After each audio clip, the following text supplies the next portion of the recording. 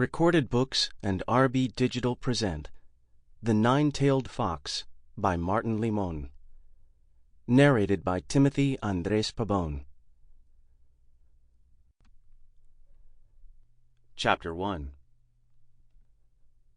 Brigadier General Hubert N. Frankenton, Chief of Staff of the 8th United States Army, frowned as he stared at a wall-sized map of the Korean peninsula. After pondering it for a minute, he slapped his pointer at a red dot and said, "The first soldier disappeared here from Camp Kyle near Weijongbu." He turned toward his aide, a captain, and asked, "What was his name?" She checked her notes. "Warkowski."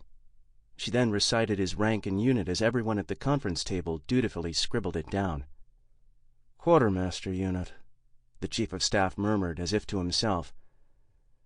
"Well, the next disappearance," he continued, "happened here at a supply and maintenance outfit of the 19th Support Group." He pointed to an area closer to the Yellow Sea, a compound known as Bascom, the Army Support Command near Bupyeong.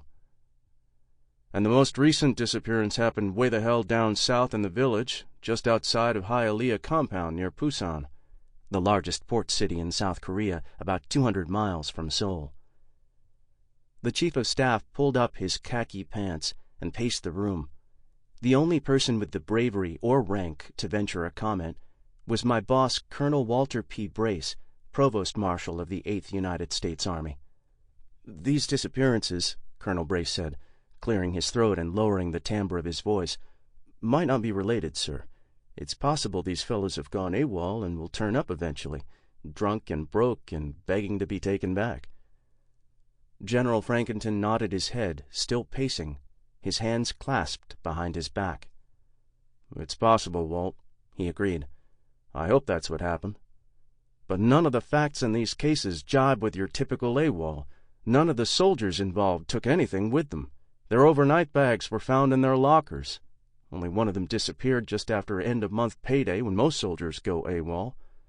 According to data processing, none of them have used their ration control plates to buy anything out of the PX since they left, which they would normally do in order to raise a little money on the black market." He waved his pointer in a circle in the air as if it were a divining rod. "And most importantly, the shrinks tell me none of the missing men appeared to be under any particular stress from personal problems or an important upcoming inspection. In fact, in all three cases, these men's commanders couldn't say enough good things about them. Ideal troops, they were called. Reliable and dedicated to their units. Top soldiers. And yet they disappeared without a trace and apparently with no advanced planning." The general sat down heavily at the head of the table. "And I don't need to tell you," he said with a sigh, "that we're catching holy hell from their families and their congressmen back home." After a respectful silence, one of the officers ventured an inquiry, "Do we suspect North Korean activity?" General Frankenton winced.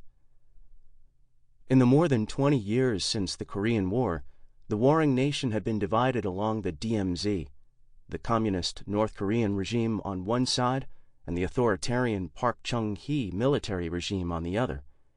Just 30 miles north of Seoul, 700,000 Red soldiers waited impatiently for the order to invade, just as they did in 1950.